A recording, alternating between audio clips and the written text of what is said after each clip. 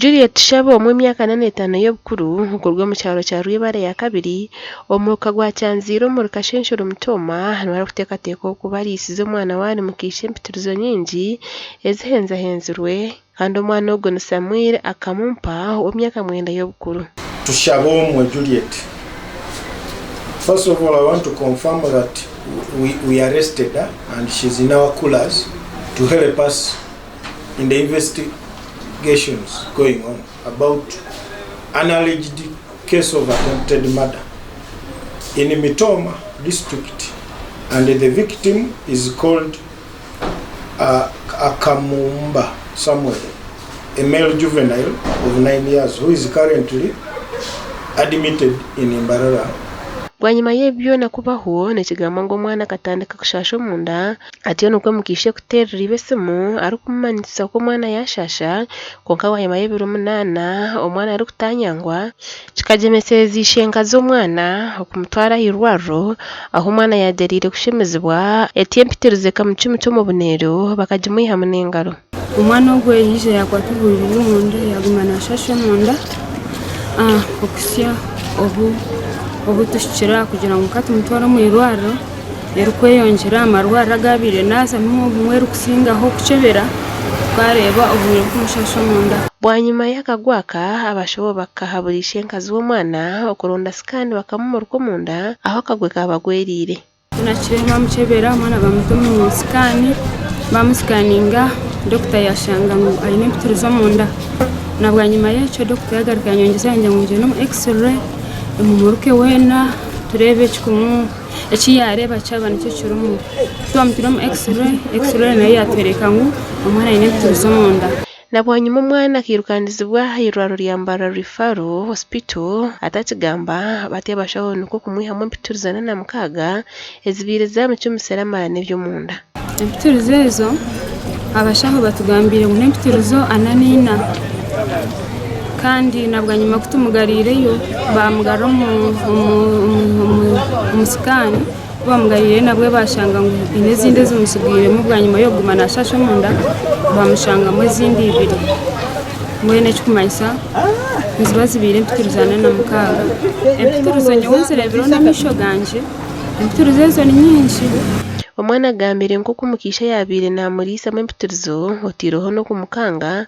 ngo kwari kigamba na Mosi nyowe nkagamuka guza ho mwana na mbuzaje umwana yangambira ngo kogwe nkabakirisha ko byo bene mbuze bigambire akangambira ngo aka step mother akabaronde kipapura akizinga mpitirizo ezo papura rwo kitabo azinga mpitirizo ezo neni amuhereza ngo amire kandi akaba muhereza bushera n'ingamizi ngebi yabira mirise mpitirizo ezo. Simon ishe umwana atayiro mukazi wo gunyakutekatekwa aho yayihakana ibyo ko mwana mpitirizo kungambira nawe yandera twonkogo mwana atanakoze sama kamingi kuryamo atumwenu ndi kumanya mpitirizo ezo kwa giserata ukwazimeze ibaho mukazi ogu nagira ngo mukazi ogu akaba yagire kusyaho umwana ogwa kabi biti yamwerekeje munonga umwana ayine yonyena umukazi kabe namanya ngo umwana naterera ari nyene suma mwakora ninga si yayi no buyambo bwa kwenda kumuhereza umukazi ushanga shita kumukora narishi agamba ati yana yenda guma kwiza kumureba ataguma mbuga navuga nuko amurebera yatwonka ati kumwendo makabwiko kugira ngo ayize magerata amurebe. Juliet obwa hata kumirwa polisi ya Mtoma kandi kuza kwate byona ashanjirwa ari kutera aho kwiruka. Famire kintu cyo kitkozere kubi munonga umukazi wo gutubentisha bangu cyakomera cyubasika mazime kintu cyakoze ro mwana wize tikibire kinumye kandi kishemiye mwe tubentisha bwo umukazi kucyakomera cyubasika mazuma akakomerwe akomerwa hari mwe tushabo biyamba bantu mwe bwo mukazi numure kintu cyakoze ro mwana mukozere kintu kibi munonga ukora hamwe na polisi na DPP na koti rango ko mukazi yakoro kamateka okugakuragira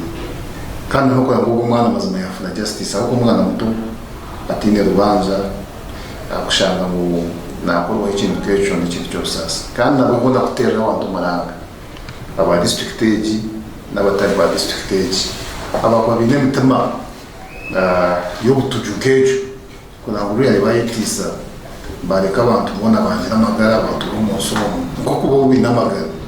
twahikahirwa rugambara Regional Referral Hospital kunkabashaho bayanga kugamba kamera zitu nobwako bo kwate bishani kunkatatunge bishani byahasimu ebire byamutirwe abanyabuzare yaheza ku rwo mu theater kushemezibwa gasha kwa Mike twakire